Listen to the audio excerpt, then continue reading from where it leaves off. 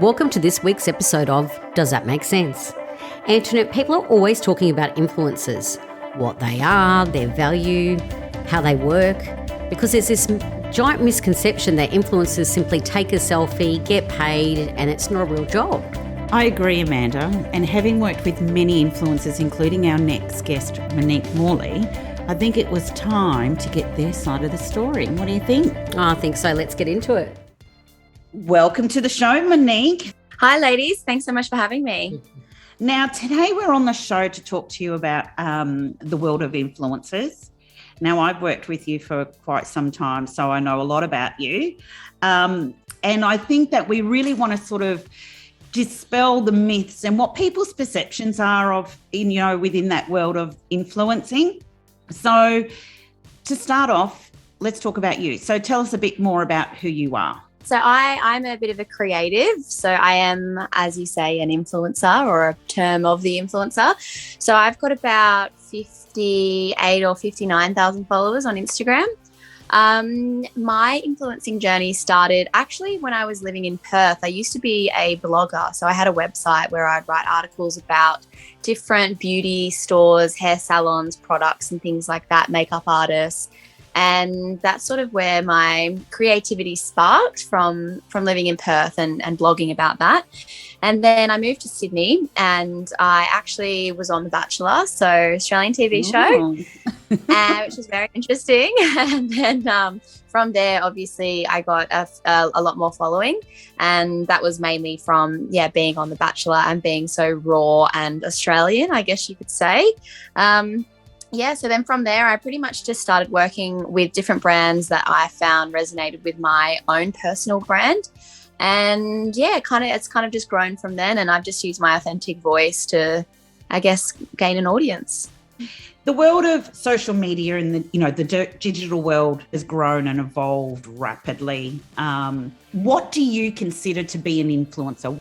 I feel like influencing, there's so many different categories, but in a nutshell, an influencer to me is someone who can post about whatever topic and have their audience engage with that. So a lot of models are influencers, and when they post clothes that they're wearing, lots of people want to wear what they're wearing. Yeah. There's influencers that are informational. So if they're a beauty influencer, they'll talk about a product and their audience will interact with that because they know that what the influencer is saying, it's coming from, an honest perspective. So there's influencers that sort of, blog and journal. Then there's influencers that are just reality TV stars who just live their life and people just respond to their life. So essentially it's an influencer to me is having an engaged audience, whatever the topic may be. And I don't think the average person realises what goes into being an influencer, like that it's a real job and there's editing and a camera and lighting and audio. Can you talk a little bit about that whole process and just to the extent of what goes into it? Yeah, so proper influencing where you're actually creating creative content for a brand, that is what I think is true influencing. And because it takes a lot of skill, a lot of effort and a lot of time. So with that, you've got to have gear. So camera gear, cameras are not cheap. They're in the thousands of dollars. You've got to have lighting. You've got to have someone to help you a lot of the time, either reflecting, recording. And then you've got to learn editing. So cutting the video frames and editing it all together so that it looks appealing and short, so that it encapsulates the audience within the first couple of seconds. And it's you have to be creative and also skilled in so many different facets to make engaging content. So, for example, I had a creative agency, and the amount of detail my videographer and the amount of time it would take him to edit videos. We may only spend 2 hours videoing something, but it takes hours after that to actually put that together to create beautiful content. So it's very time consuming.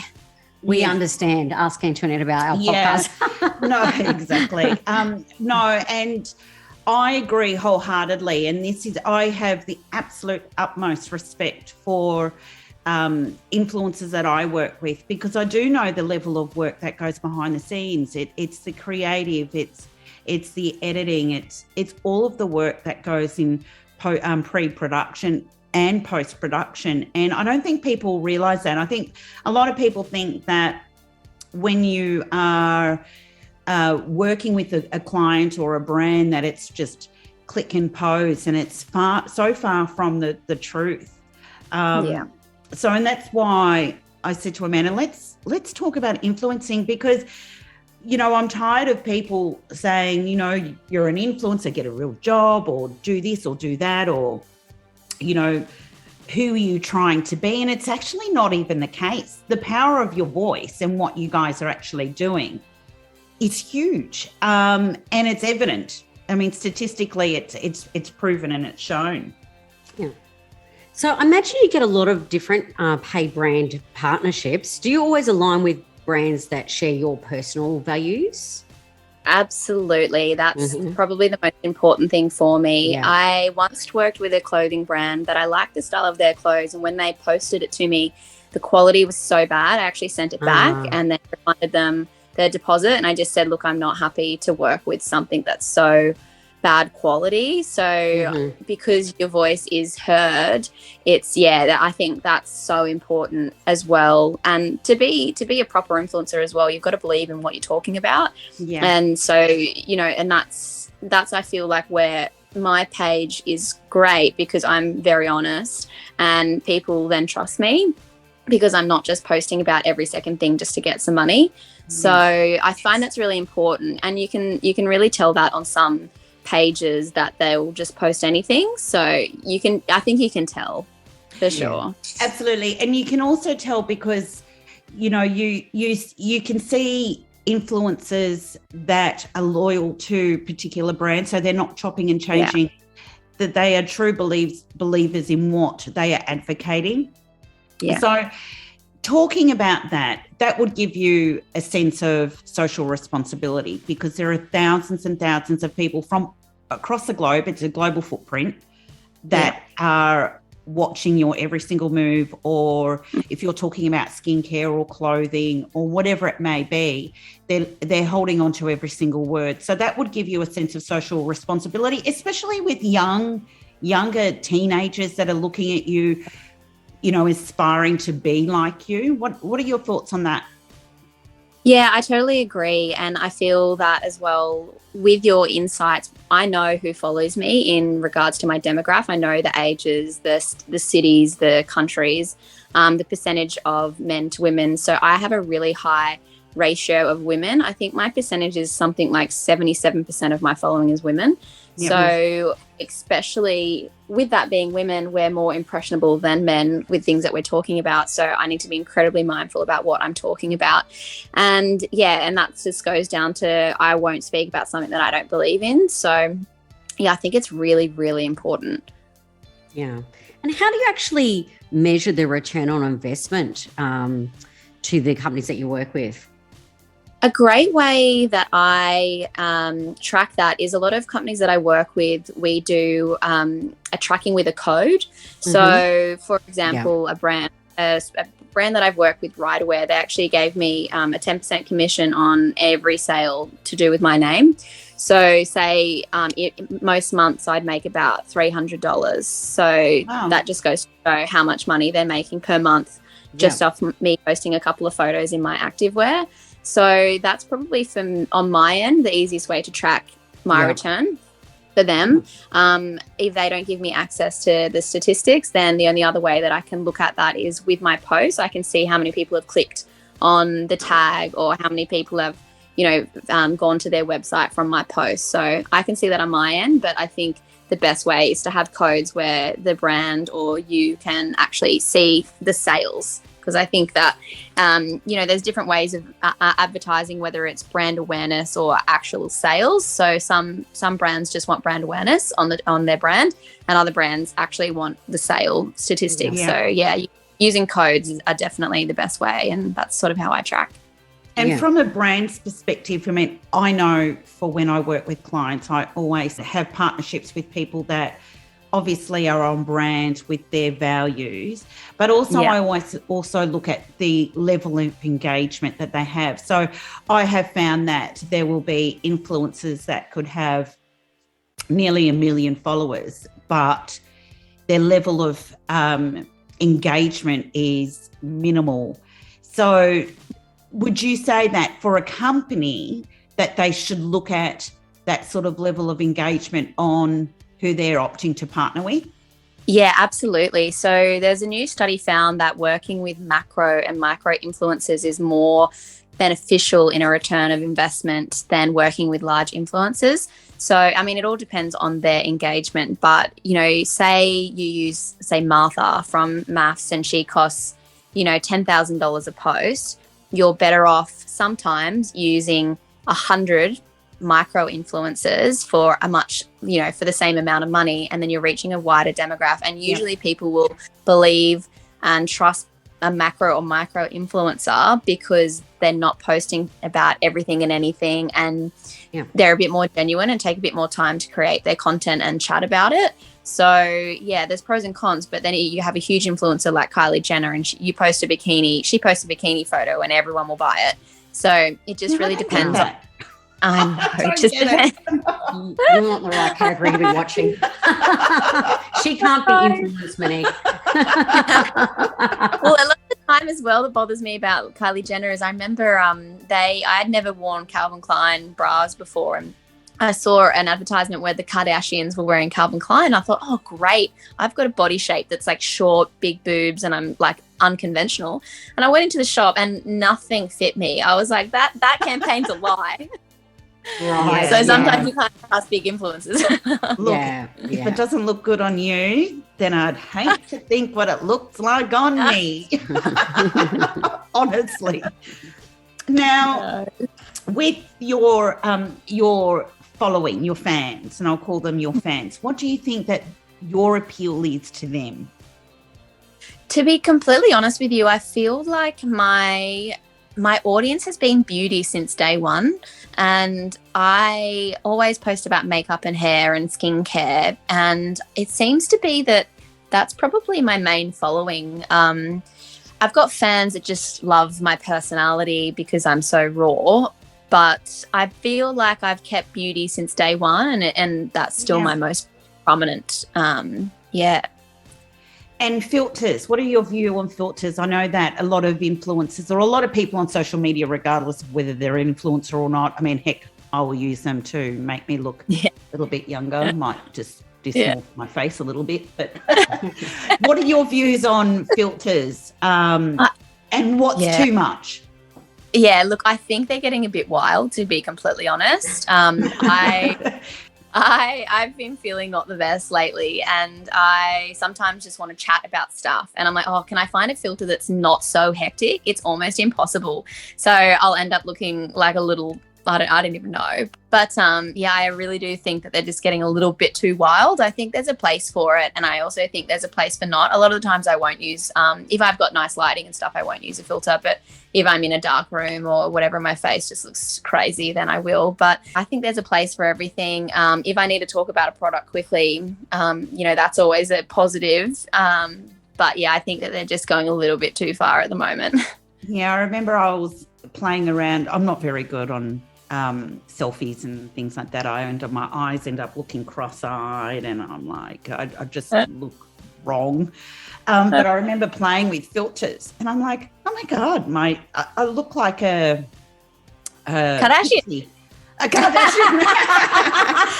I might try that clothing on and put a filter on it. Hey, the camera doesn't lie, Mon. The camera does not lie. Keyboard warriors and trolling.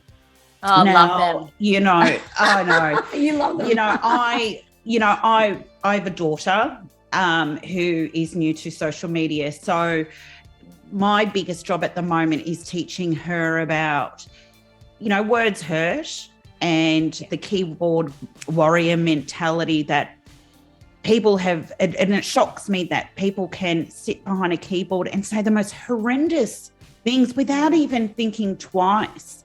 And they normally wouldn't actually say it to people if they saw them in person. You would naturally, being an influencer, nobody is immune to not receiving that keyboard warrior mentality of trolling and just nasty ugliness. Yeah. How do you cope with it, and what's given you thicker skin? So for me, keyboard warriors start and bullying happened after The Bachelor. Obviously, Australia loves said Bachelor because they edit it in a way to make that person be incredible. And when I was on TV, the things that I said didn't align with some of those people's beliefs. So I got a lot of trolling, a lot of bullying. So it was a bit of a rude awakening. I remember turning off, like just deleting my Instagram app for a while and just, if you don't see it and it's not there, then it can't hurt you. Yeah. But there's actually some great tools that Instagram's just brought out where you can actually ban words from your page. So, wow. Yeah, so you can actually go into your settings and type in specific words like any rude word, ugly, like anything nasty, negative. Yeah. So when I was getting bullied, I would find the repeated words and then I would start blocking those words from my page. And then when people would write those comments, they won't actually post. So that's a great tool for people who are finding online trolling is like affecting them, is to block the accounts. And they've also made a new tool as well. So a lot of bullying and trolling, it's from fake accounts, and then people just make fake accounts and you block them, then they make another one. With Instagram now, you can block an account that's bullying you and it'll also block any other account that they may create. So that stops them. Okay. So it recognises almost the IP address and then it says, okay, you're creating multiple accounts and let's block them. Like, who has the time for that? Really? Oh, honestly, you've got kids. You don't have time when you have kids. But why would you want to do that? I just don't understand the mentality. It's just people who are just miserable and they have nothing else to do. And you actually find that 9 times out of 10, the trolls who are bullying you will be the ones that ask for a selfie in public. And I always live by the philosophy of hurt people hurt people. It's crazy too, and I think that parents need to have some responsibility with their children as well.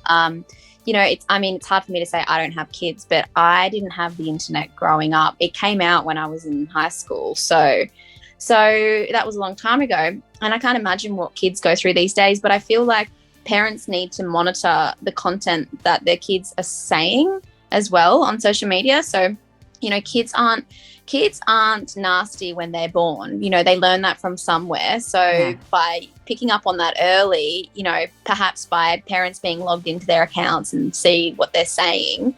I don't know how it all works these days, but I don't have kids. But yeah, I think that, bullying really needs to be taught in school and it's not okay because words hurt. There's so many children that are committing suicide and going through super mental health problems, young girls going through eating disorders and things like that because of the internet, and it's just wild. And it's like, how do we stop it? Like, I've got no idea. So, Monique, for anyone that's sort of starting out and would like to maybe become an influencer or is thinking I've got something to say and this would be great, what advice would you give them?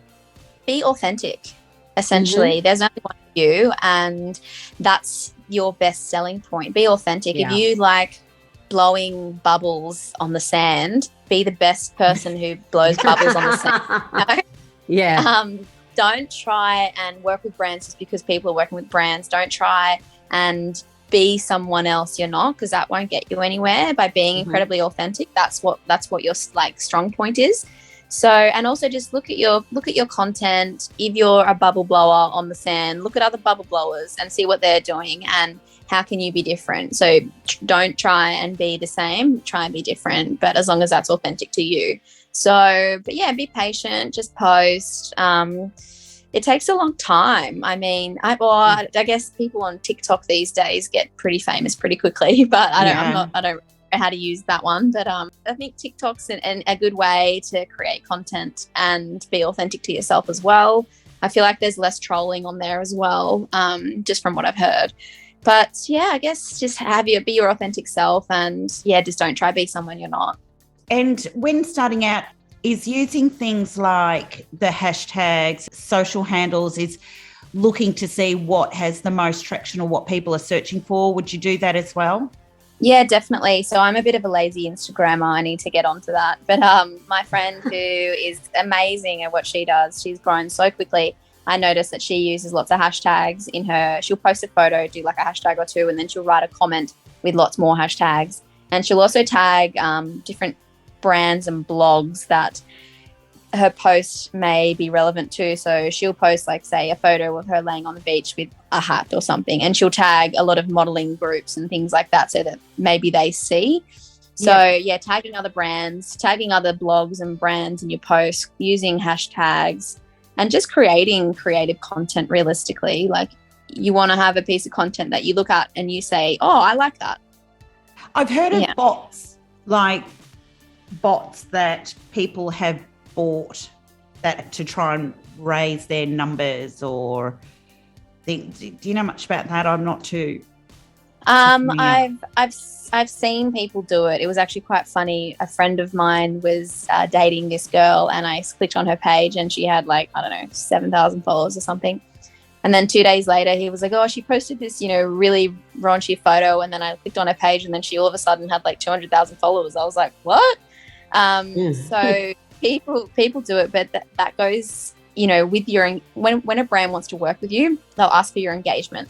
And if you've got, like you said, a million followers and your engagement is, 20 people comment on your photo, it's very obvious that you've bought your followers, or you've had, or you could have had a really successful page and then you deleted all your content and changed your, what you're posting. So now your followers aren't engaged in what you're posting because it's not what they were originally there for, So, I think that people fake it till they make it sometimes, but it's not always positive. And a lot of the times those followers, I think Instagram does like cleanups where they delete lots of deactivated accounts and things like that. So it's going to be embarrassing. I remember Instagram did do a cleanup once, and people that had like 100,000 followers dropped down to like 50,000, and that's embarrassing. That is embarrassing. Yeah, really exactly. Yeah, amazing. Wow, the world of influencers. I've learned a lot today. Mon, you're a gem. I've worked with you for quite some time, actually a few years now, I think it's been. You are a superstar at what you do, and you really do get it. And I really appreciate all the efforts and work that you actually do for me. And you're a good egg. I always tell that you're a good human. Thank you so much. Yeah, thanks heaps, Monique, for coming onto the show and sharing your journey. And I think that we need to talk about The Bachelor a little bit more. We'll get you on again. And we'll include all of your social handles on our description of our episode so people can check you out and say hi. And amazing. Thanks for coming on to the show, Monique. No, that's okay. Dramas. Thanks.